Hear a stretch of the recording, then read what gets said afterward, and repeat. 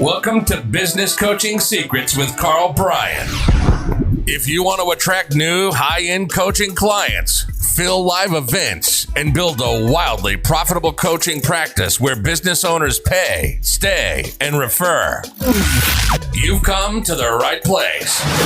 In this podcast, Karl provides his keys to the kingdom for finding and signing high-paying clients and building the coaching business of your dreams.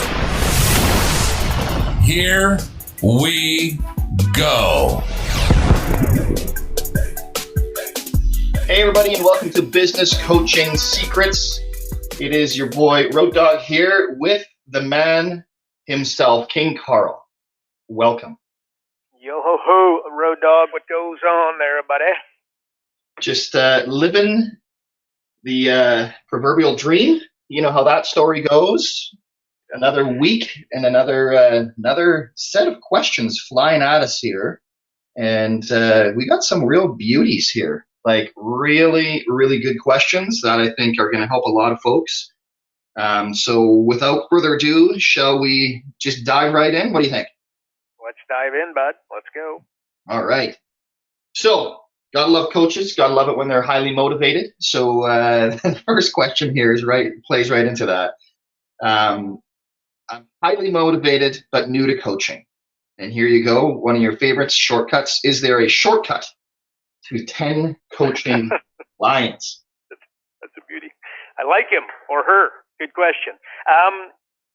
Is there a shortcut? So first of all, my instincts are to say no, because you start looking for shortcuts, and like anything in life, right, success is a beaten path. But that being said, so you want to get the 10 coaching clients fast, and you're ready to rock. You're highly motivated. Number one is I would do events. We'll assume that I did an interview with Brad Sugars last week. If you don't know who Brad Sugars is, he's in the coaching world. He's big news. No denying that. And just something to the effect of speakers make it, non-speakers don't.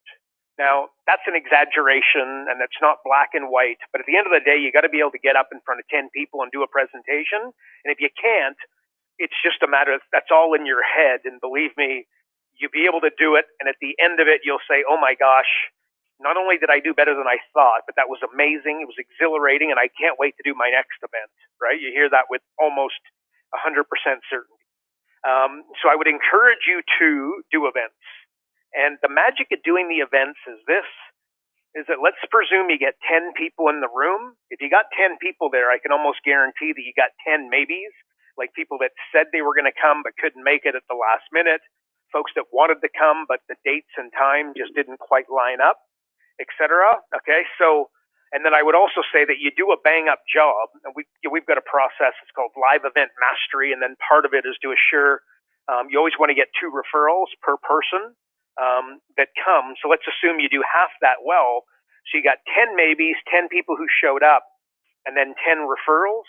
Well, for your next event, you've got 30 people to follow up. And then if you do the second event, you've then got 60 people, and then it's 90 people, and then it's 120 people, and then it's 150. And this is where you get that compounding effect. And then, of course, amongst those folks that you put in the room, I always strategically put the accountant, the guy that owns the networking organization, the business broker, the guy who owns the magazine, the guy who owns the newspaper, the digital marketer who's helping everybody do Facebook ads and Google AdWords. So, and then because again, you can sell, because those folks, they've got the capacity. If they've got 40 clients, 400 clients, in some cases 4,000 clients, well, obviously they can refer a few people to come to your next events, right? So doing events is what I would say would be the shortcut, and most certainly exactly what I would do if I got it cranking. I would also, so what I just described, so I get an expression, you want to sell through, not to, okay? So whether you do the live events or you sell one-to-one, what you want to do is you want to make sure that you put like an accountant in that room or start coaching an accountant. Because if an accountant has 400 clients, he could, for him to set, him or her to send you 3, 4, 10, potentially 25 referrals with subsequent coaching clients. Like that's a shortcut on steroids. So two things. One is I'd be doing events because you get that compounding effect.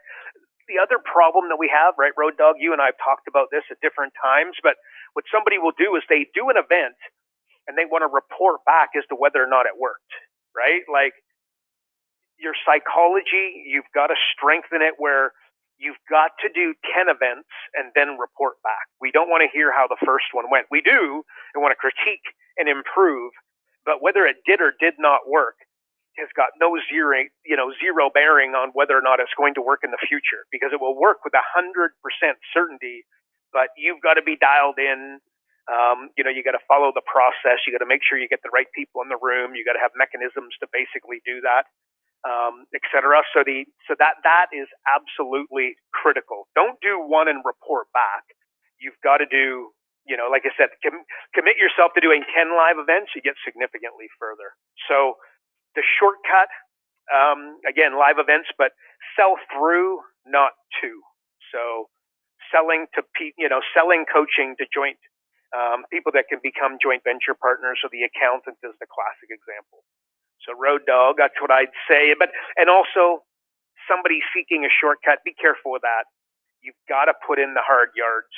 I understand that everybody wants to get started and get going. I mean, it just goes without saying. It's not, so if that's going to be 95% of them. Very few people get started and say, look, I want to slow play this. But be careful with the mindset of shortcut, because you could miss some incredibly important lessons along the way by taking that approach. So there you go, bud.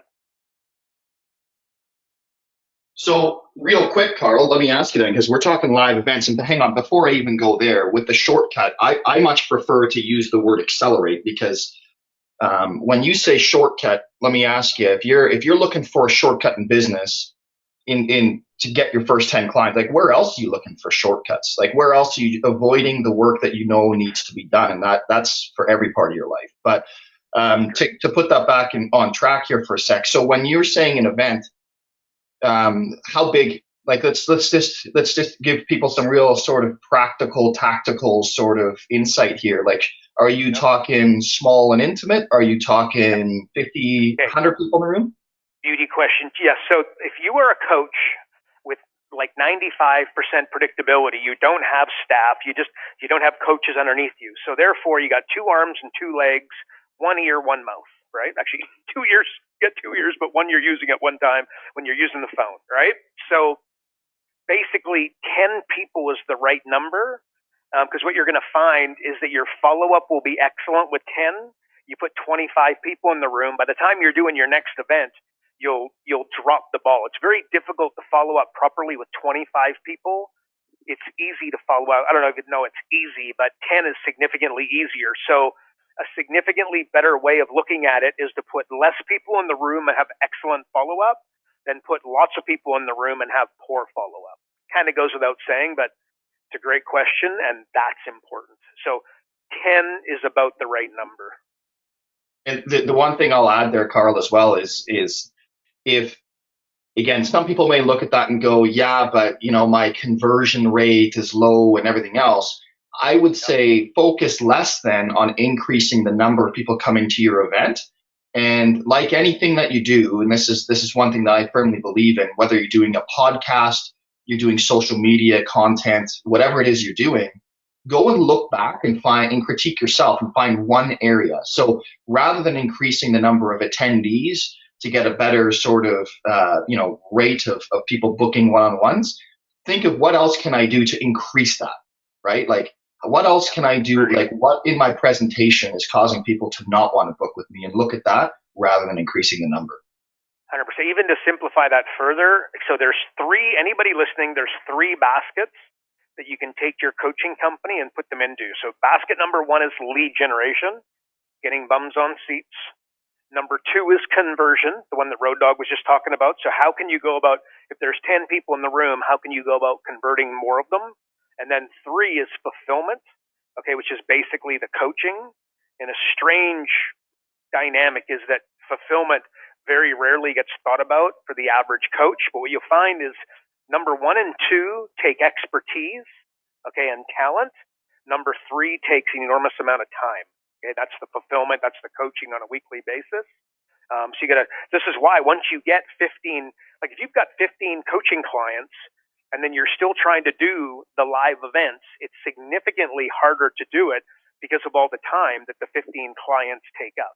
So again, you've got to manage this, and at that stage, what you got to look at doing is bringing on, coaches underneath you for a variety of different reasons. We have a program, by the way, where what you do is you build a team of 10 coaches. We've got, dozens and dozens of coaches that have, teams of 10 to 50 coaches underneath them to take the pressure off. But you have to do that at that stage. But very importantly, you've got lead generation, basket number 1, 2 conversion, 3 fulfillment.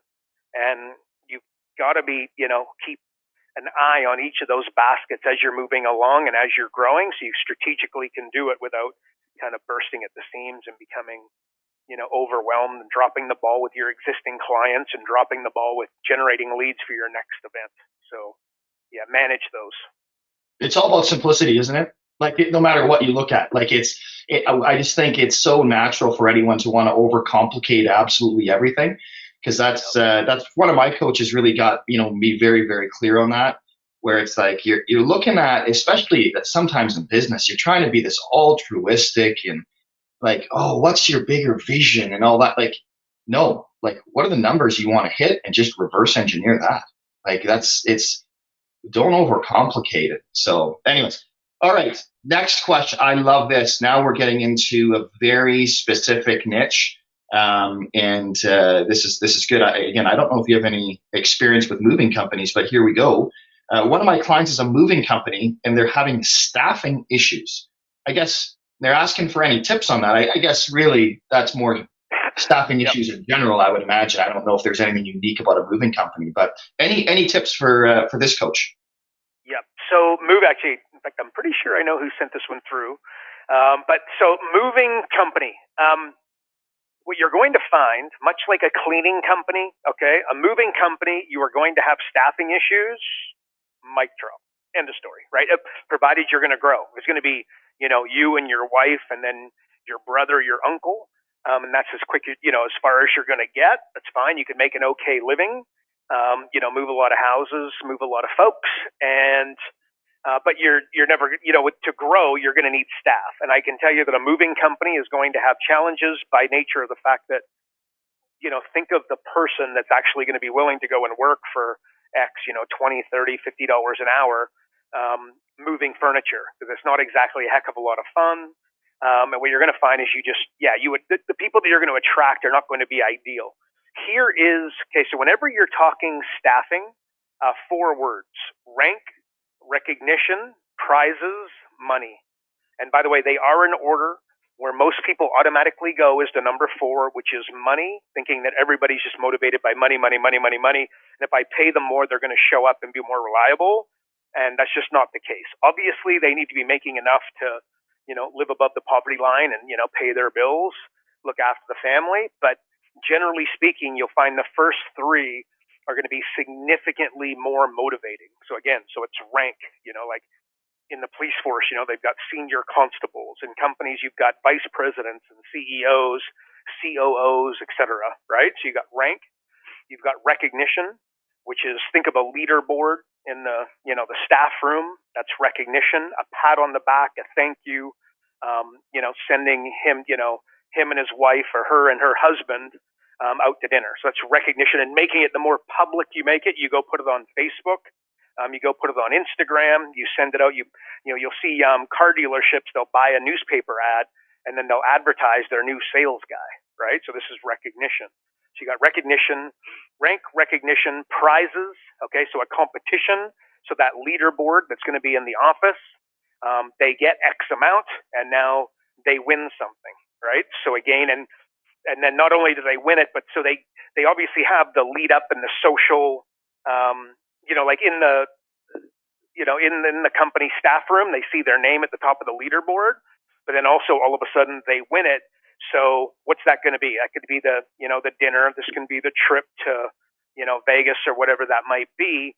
And then it's money is the last one, which is obvious, and a pay raise. But you'll find that pay raises, like if you give them a flat, so it's like, a grand tier, in a lot of ways, like you'll save yourself when you do the math, you'll get all the motivation, but rather than give them a raise, when you do the numbers at the end of the year and over the next 3 years, I mean, this small little $1 an hour, $2 an hour can make a huge impact, like on, on your income statement. When you look at it, the expense, your staff can be absolutely, this can add up big time. Whereas you give them a $1,000 one time, for winning the prize, you'll find that it'll save you a lot over the course of the next 1 to 3 years is what I'm getting at. So money doesn't always need to be a pay raise. It can be a one-time thing.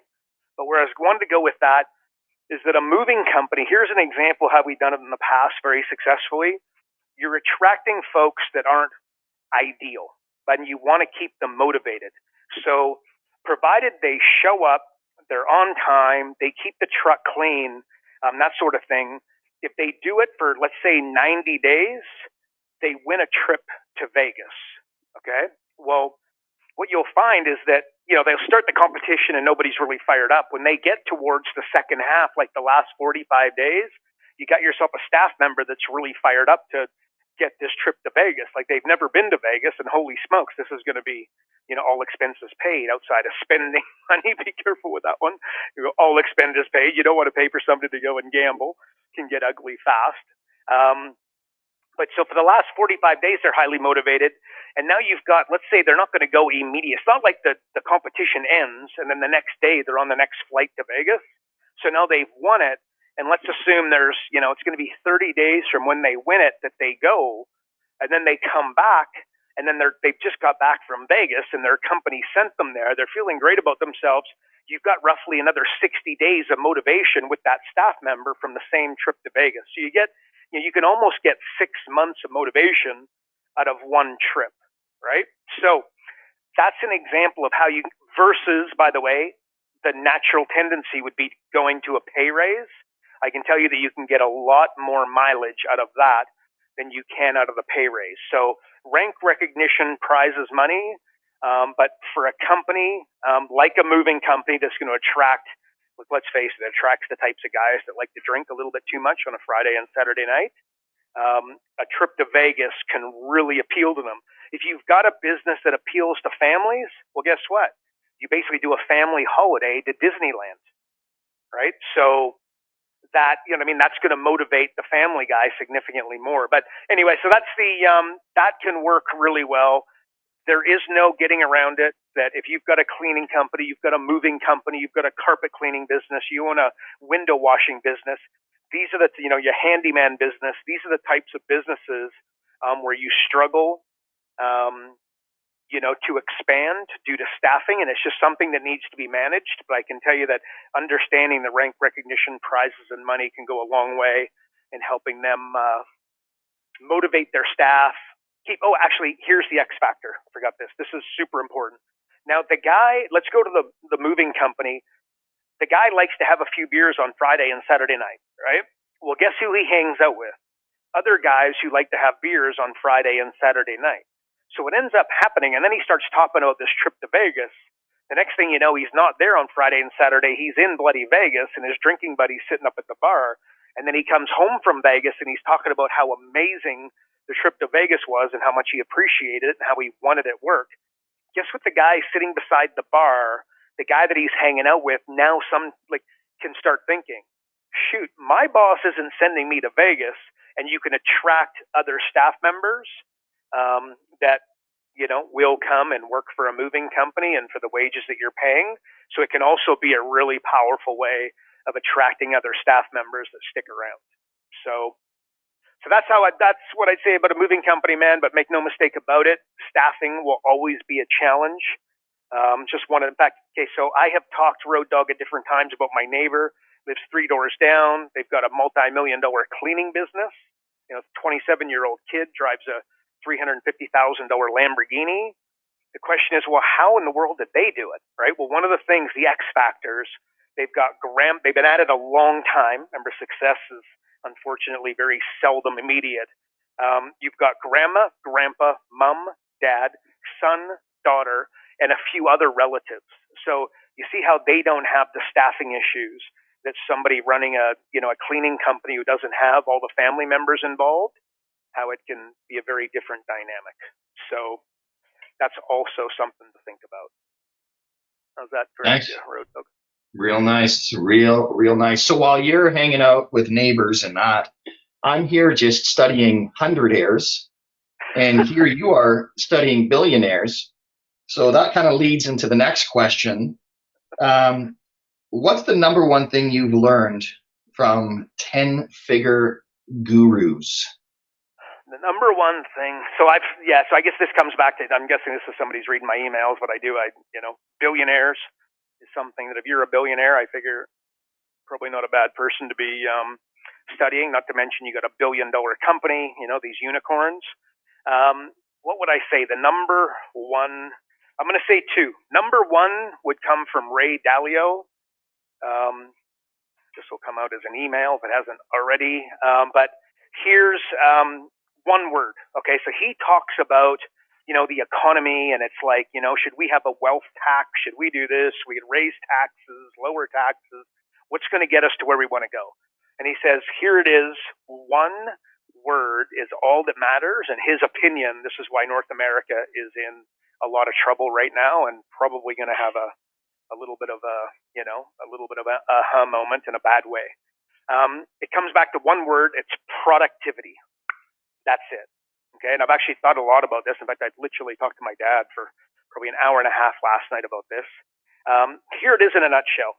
So what is that? Without going into Ray Dalio and the government, I'd highly encourage anybody listening, if that excites you in any way, or Ray Dalio. If you don't know Ray Dalio, I'd highly recommend you start following some of his stuff. He's written a book called Principles that is absolutely lights frigging out. But here it is in a nutshell. Productivity, if you own a coaching company, there's different, remember, there's lead generation, conversion, and then there's fulfillment. So if we were just to take that one word and drill it down into your coaching company, it's like, how many events are you going to have, Road Dog? And then how many people are you going to put in those events, Road Dog? And then how much are you going to charge the coaching clients? And on it goes. You can imagine that there's some KPIs along the way that would probably give us a good idea as to how successful you are or are not with your coaching company and how much effort you're putting in for what kind of output. But here it is in a nutshell. One word, productivity, would be me asking you, Road Dog, how many coaching clients did you close in the last 90 days? Right? That's it. And let's go high, and let's assume higher end, like $2,000. And some people, $2,000 a month is higher end. Other folks, look, they're not a dollar less than $5,000 at $60,000 a year, which is fine. But let's just go for the average coach. I think $2,000 a month, $24,000 a year. To keep those guys on board for 12 months would be pretty impressive, right? So if you had 10 of them, that would be $240,000 a year. You'd be doing pretty well in comparison to most of the other coaches out there. But the only question that matters is how many coaching clients have you closed at $2,000 a month? And then if you take it one step further, how many of those stayed with you for 12 months? So it's just about productivity. And in his world, and again, go study what he has to say and you take your interpretation of it.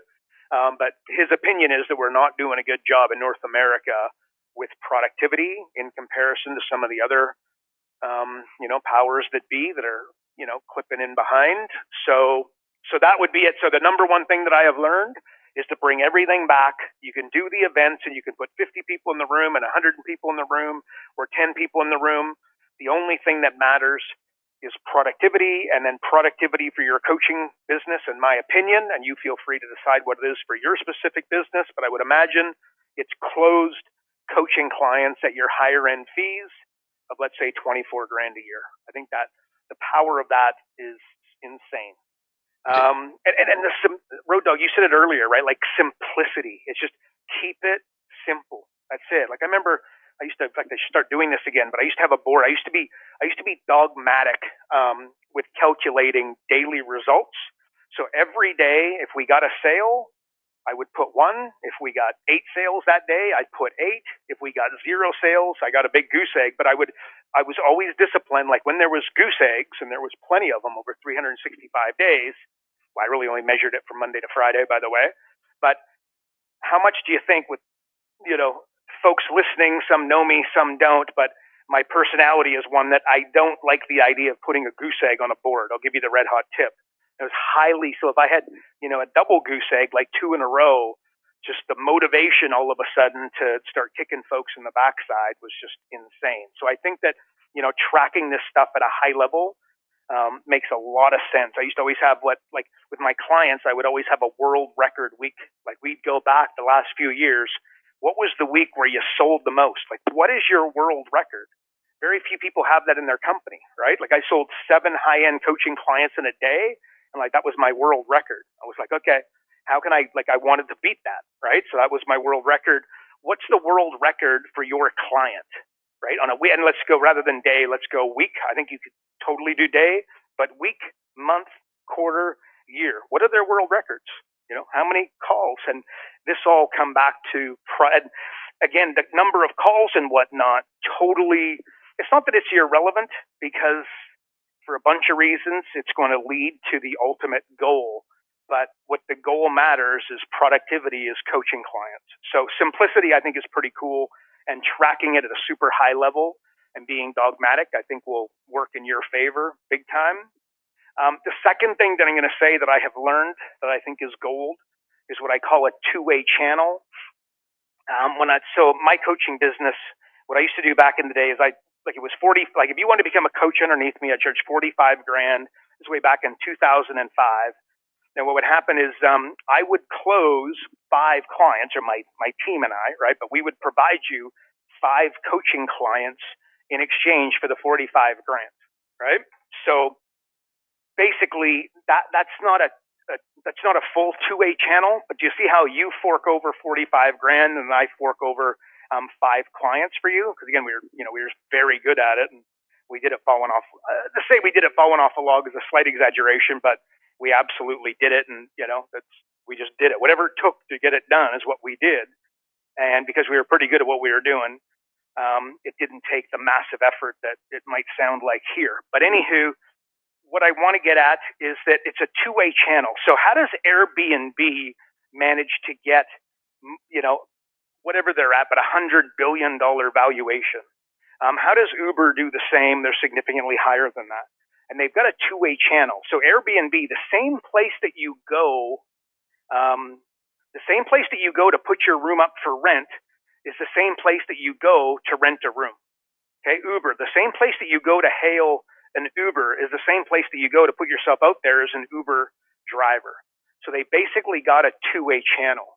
And I would say that the power of that is insane. So for your clients, how could they go about building a two-way channel? Logistically, this can be incredibly challenging. So don't just think that all of a sudden you're going to snap your fingers, or your client's going to snap their fingers, and all of a sudden they're going to have this two-way channel. On average, you're going to find that this will be a dramatic adjustment in their business model, but there is insane value in that. But that's what I'd say about those 2 things. If you pressed me, I'm sure I could come up with a bunch of others that might equal or surpass. But number 1 is productivity, and then number 2 is building a two-way channel for your business. Okay, so when it comes to productivity, it's interesting that you bring that up, because there's actually a question that I was saving for later, but I'll ask it now because I think it's super important. And it's all about really just getting not just the appointments, but closing, right? So this person writes, I can get appointments, but I struggle to close them into coaching clients. So like, what would you say to somebody in that situation? Because again, that speaks right to your productivity. Yep. So, okay. Number 1 is, if somebody says they suck at sales, I say, how many books have you read in the last 90 days on sales? And we probably all know what the answer is. That's number 1. You've got to, sometimes you can not go to your strengths, and you can, just find other people to do it. But at the end of the day, if you've got a coaching business and you can't close a deal, you're going to battle mightily. End of story. And the good news is, it's just not that challenging, right? I would say this, first of all, understand this is a winnable dynamic, right? So if 2 people get together, and we're going to assume that they do have rapport, okay, you got to have rapport, otherwise this isn't going anywhere, right? People buy off people they like, and people like themselves. I think it's powerful. But the bottom line is you need to build rapport. But if there is rapport and two people are in a room, the person with the most certainty wins. Ends up, so they either convince you that they have to go away and think about it, or you convince them to whip out their credit card and take on this coaching, right? So do understand that this is totally winnable. When you're trying to get an appointment, there's one word for it: curiosity. Okay, so like with our coaches, what we do is we train them on finding any business owner $100,000 in 45 minutes without them spending an extra dollar on marketing or advertising. If you spit that out, Warren Buffett, Tony Robbins, Richard Branson, line them up. I mean, they're going to be curious. Like, how do you do that? Right? Because they haven't heard it before. So that's a good way to get into the office. So curiosity. Now, for this question, and the answer is that they're getting the appointment. So I assume that they're managing to build up the curiosity. But what needs to happen here is certainty. Okay, so Road Dog, I'm trying to sell you something. First, we got to build rapport. And now I need to make you absolutely certain that the $2,000 coaching fees that I am going to charge, I am going to be comfortably sending back $4,000 your way plus as we build this thing out. And my job is to make you certain. So think of a bunch of different ways, that you can increase their certainty. Like a money back guarantee would be an example. A lot of the time, if I was going to a call and I knew that it was going to be challenging, I'd have a check in my pocket. I'd whip out the check. I would date it for 12 months past today.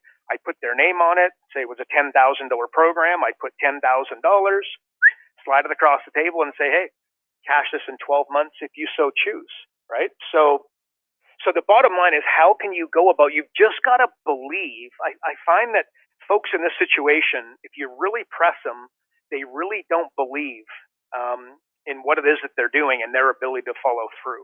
So the magic of our space is that if they do pay the $2,000 and you get 3 months into it and you make a meal of it and you do a horrific job, you could always give them back their money. Like, operate from that place in your head, right? That I am going to deliver no matter what. And if I don't, I'm going to send them back their money. Well, I think from a psychological point of view, that'll put you in a mental state that's going to make you so much better at closing the deal, right? But the bottom line is, when you're sitting with them, you just can't take no for an answer, right? You probably heard me, if you've listened to this podcast for a while, you probably heard me talk about, so my coaches back in the day used to say that I used to grow roots in the chair, right? And I did, because bottom line is, I wasn't leaving, because I believe in this stuff. Remember, my big brother committed suicide when I was 16 years old over a business failing, right? So like, you're never going to sit me down with somebody who's trying to build their business and have me leave thinking it's in their interest that we don't help them, that they don't have our accountability, that they don't have our systems, that they don't have our intellectual property and the number of ways that we have got to help them grow their business, like joint ventures and upsells and downsells and cross sells and proper upfront offers, etc. Like, they don't have any of this stuff like 95% of the time. And if I'm sitting with them, you'd be guaranteed that they don't. So that you just got to increase it's your psychology. The chokehold, this Tony Robbins says this all the time, the chokehold on any business, okay, from like where it's at to where it wants to go, is the psychology of the owner. The owner has got to strengthen their psychology. So I find that a lot of coaches are a little bit too kumbaya. Everything's amazing. I want to jump up and down and clap hands. I know it's being a little bit harsh, but that's just the type, a lot of folks that they get attracted to coaching. Well, you've got to take that, but you just got to strengthen your resolve and just go, in order to get there and to get everybody jumping up and down and clapping hands and, high fiving because of the big wins that everybody's experiencing, you've got to be dogmatic and just, significantly more certain than they are that this deal needs to get done. And if you want to go into, more textbook type stuff, which I think has value in this instance, just get a pen and a piece of paper and write down 10 reasons why somebody would object to saying yes to your coaching. Like, I've got to ask my wife.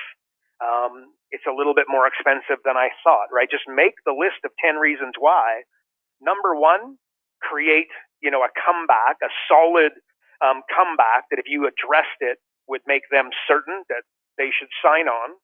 And then once you've done that, what you've got to do, and this one is pure magic, takes a little bit of, something you'll get better at over time. But what you do is you've got to build those objections into your process so that you kind of take it away, right? Like, so Road Dog, you say, look, I love it. I really want to sign up. I'm going to ask my wife, right? So during my pitch, I say, like, as an example, sometimes I'll sit with, somebody like yourself and they want to ask their wife. I say, well, look, that's fine. But look, let's get this thing started today. Go ask your wife. Let's get your wife involved in the first 2 months of the coaching. I've seen massive value in that, and let her really see the wins versus ask her up front when she can't see anything if it's a good idea. Let's do this for 2 months and let's involve her in the coaching process. And that can be, or that's an example of what I've done with other clients, Road Dog, that's worked really, really well. And then I move on to the next question. Like in a lot of ways, what I did is I just pulled that objection away from you so that I'm not going to hear that at the end, right? So making a hard decision. I mean, this is true. Successful people make hard decisions quickly. That's it. And sometimes they make the wrong decision, but that way they made the decision, they can just go, back and change course, as opposed to just living in maybe land and like kind of sort of land. And then, like what does Tony Robbins say? You should all over yourself, right? I should. Just damn well do it, get it done, measure the result. And if it's the wrong one, just go back and, change your course versus living in la la land without making those hard decisions. So I take that away while I'm coaching you through the sale. I'm taking that away so when it comes time, it would be strange for you to come back to it, right? Because I pulled it off the table during my process. So, Road Dog, that's what I'd say. And very importantly, if you're not good at sales and you want to be a good coach, you've got to go and do some sales training. And the magic of today, the audios that are available, the videos that are available, the books that are available, like what was a book I read back in the day? Secrets of Closing the Sale by Zig Ziglar. It's pure magic, that book, right? It was magic when I read it 15 years ago, and it will be magic today. So that would be an example, and there's plenty of others. Well, Grant Cardone's the big boy now, right? So a couple pieces I got from Grant was when somebody does the old, I got to talk to my wife or my spouse, whatever, right? Say, well, how long have you been married? Right? And they're going to answer that. And you're going to go, okay, so let me ask you, like, what do you think she's going to say? Yep. Right? And then you walk them down that path because they already know, right? So that's just an out. And one of the things that I got from Grant Cardone was the reason that people don't buy is they don't believe in the product or they don't believe that they can pull it off. And that's it. Right? Like, so I think that speaks a lot to that as well. Any thoughts on that? No, I agree. Look, we both, Grant Cardone again, and Grant Cardone. So guys, there's a zillion. What you got to do is you got to find your guy. Like again, Christian, a Road Dog. He's fired right up. He loves Grant Cardone, right? I think, but he also works his backside off and tries to. And I don't know that he encourages you to do it. Maybe Road Dog, you could speak to that better than I could. But like, he might not be for you. So that's fine. Make sure you go find your sales trainer that you think is magic and follow him. I think this handsome devil named Karl would be the perfect person for you to follow. But, find your guy that kind of suits or gal that suits and go with it. So Grant Cardone speaks to Road Dog, and that's why he's sitting here quoting him, right? Like you've read tons of books and listened to zillions of audios, and you're not quoting the others because Grant Cardone grabbed you, right? I think that's super important. Super important. So on you mentioned you grow roots, and I've heard you say that I don't know how many times, but so let me ask you this, because we know that it comes down to certainty, which is confidence, right? You are confident in your ability. You are confident that you can deliver a result. So where is that fine line between confidence and arrogance? Yeah, that's a good question. Look, you know what? I think within each individual, you just got to be certain. You know what I mean? And if you're certain, and for one individual, it might come across as arrogance, right? And then for another individual, it comes across as confidence. And quite frankly, the person who sees it as arrogance, you're probably not going to be the best coach for that individual. And if you're smart and you can read body language and tonality over the phone, you'll know when to dial it back. So again, I guess that there's got to be a read and react kind of dynamic to it. But, at the end of the day, I think that, there would be folks that would, refer to me as arrogant, and that's fine, but I would just chalk it up as confidence. But I just think that that's somebody where there's not that level of rapport. So, and I guess actually, so Road Dog, to answer your question fairly, I think that it's something you've got to be able to read and react, right? So they, matching, and we've all probably, guys, matching and mirroring, if you're listening to this, be amazed if that's new for you. But again, if I'm on the phone and somebody's talking slow, I'm crazy not to slow down my speed, right? Somebody talks fast and they're from New York and they're 100 miles an hour, you should speed yours up, right? So I think that'll help, because remember I said earlier, if two people get in a room and they're trying to convince, you're trying to convince them of something, if there's rapport, the person that's most confident will win. But it starts with rapport, right? If there's no rapport, it's game over. So, do be cautious of that line, because you don't want to come off to somebody who's a little bit slower and a little bit, they prefer to move at a slightly different pace than you, to overbear them. Then you're going to forget being seen as arrogant. It's that you're going to overbear them. So therefore you're going to break rapport and you're not going to get the deal done. So I think rapport is a super important dynamic there. Totally agree. Awareness, right? Just being aware of the situation that you're in. I absolutely love that. Cool, man. Like, the sales path is always a fascinating one for people, because again, there's just so much information out there. The one piece that I actually, totally off topic here, but what people always say, you sell the way that you like to be sold to. So is that true for you as well? Like, would you say that your sales style that you use is the one that you like, when somebody sells you, you're like, yes? Or what are your thoughts on that? Okay. Again, I think, the destination, you've got to pick the destination, which is getting the deal done. Yep. And you've got to be flexible with your approach on the way, right? Mm-hmm. But to answer your question fairly, at the end of the day, you've got your style, and you're probably, your target market, as a rule, target market is important for everybody listening, you, me, and all of our clients, right? So I normally say, if you lift up a mirror, you're basically staring at your target market, and therefore your style is probably going to be for your target market, for your ideal clients. They're going to stay with you for a long time. You should probably have some similarities. But that being said, during the sales process, the goal is to get the deal done, and you've got your style, but you're crazy not to be a little bit flexible through, in the middle of it. So if I'm talking to somebody who's just a little bit slower, I can just tell by the words that they're using, the speed that they're speaking, some of the questions that they're asking are a little bit more future paced than like right now, a little bit more in the future than right now. I'm crazy not to adjust my approach. You know what I mean? What about Karl? What about adjusting your price? This is just off topic here, and we got to wrap here in a second, but because this is one, I think, a fatal flaw that some coaches make. You talk about flexibility, and I absolutely dig that, because there's so many people are like, nope, this is my fee and that's that. Like, what if somebody says to you, like, bro, man, like, this is unreal. I can tell with you're gonna help me. I just can't afford $2,000. Like, what do you say there? Yeah, scale the pricing, real simple. So let's say you're $2,000 a month. You go month 1, 500. In fact, this is good advice for anybody who doesn't rank themselves a 7 or above as a salesperson.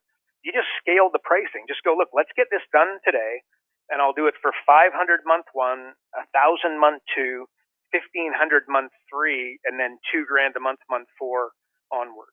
So that way, what happens is you still closed your $24,000 coaching client, but you only had to get a $500 upfront payment to get it started. And now you're working with them. Now your job as a coach is to get in there and make them some damn money. Make no mistake about it. Clients that don't make money cancel. End of story. Right? So that's what I do. So I wouldn't necessarily, and again, dynamics. I mean, if you bring it back, if you have $1,000 less expensive program and somebody selling, basket weaving type stuff, in other words, something that's really inexpensive, then bring them down to your $1,000 a month program and only, so then it's going to be, like instead of doing every week for the first 12 weeks to get some momentum, do it every second week. And that's fine. But do understand if you do that, your chances of success, diminish a little bit. So it's in those first 90 days, it's absolutely critical. If you got to do a little bit extra in those first 90 days for the client that's paying you a little bit less, you just got to suck it up and you got to do it, because otherwise you're losing your client. But to make sure we're not confusing anybody here, what I would encourage as a rule is you lock in at, say, $2,000 a month, and then you're just flexible with the first 4 months to get it going.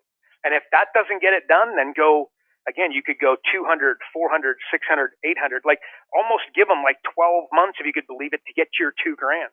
But remember, if you get in there and you make an impact and they can't live without you, and this dynamic works really, really well, and by the way, they're sending you a couple of referrals because this is your ideal client.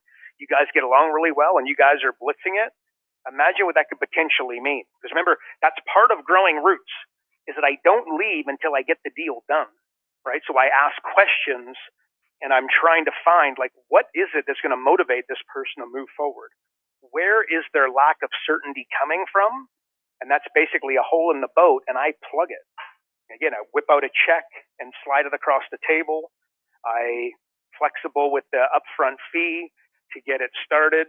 So that's what I do. But scaling payments for your coaching is pure gold. Pure gold. Well, again, like anything, know the result that you want, right? And don't be afraid. Because again, what's the long-term result that you want? Like one of my best clients, dude, that's exactly, you gave me that advice, and that's how I got one of my best clients long-term, because I scaled them in, and I wouldn't have gotten them if I wouldn't have done that at the beginning. So, great. And then so what most coaches do though, they're $2,000 a month. They come back to $1,000 a month, right? That's the big X factor here. No, you're $24,000. You just give them longer to get to $2,000. And then you're the difference between where they're at and what they need to be earning in order to feel comfortable paying you $2,000 a month. It's beautiful. There it is. There it is. All right, my friend, any parting words of wisdom from that ginormous brain in that beautiful head of yours? Well, you know what? I got some positive feedback this week from something I say often. And that's just, look, success is boring. It is the same movie 3 times a day, 7 days a week for 10 years. That's it. So that is what I think people got to realize, is that it's the same thing over and over and over again. Success isn't normally very exciting. Boring, so dial in. But the reason you do it is you do it for your client. So keep her cranking. But there you go, man. There's my parting words, dude. Beautiful. Beautiful. All right, everybody. Well, again, thanks for tuning into another spectacular episode of Business Coaching Secrets with the man on top of the hill, my boy, King Karl. And I'll just say this, if you enjoyed this podcast, let's make sure that we spread the good word, if you will, with any existing coaches or anyone that you think would make a great coach. Or sales type people. Obviously, Tony Robbins fans, not a single episode goes by without Karl mentioning Tony Robbins. So please be sure to leave us a review, because again, that's how these guys all move you up the rankings. So please leave us an outstanding review if you found any value in this. Beauty. Thanks, Road Dog. Appreciate you, dude. All right, buddy. Good talking to you. And remember, everybody, progress equals happiness. Karl Bryan built Profit Acceleration Software 2.0 to train business coaches how to find any small business owner more than $100,000 in 45 minutes without them spending an extra dollar on marketing or advertising. This becomes a business coach's superpower. So as a business coach, you'll never again have to worry about working with business owners that can't afford your high-end coaching fees. Check us out at Focused.com.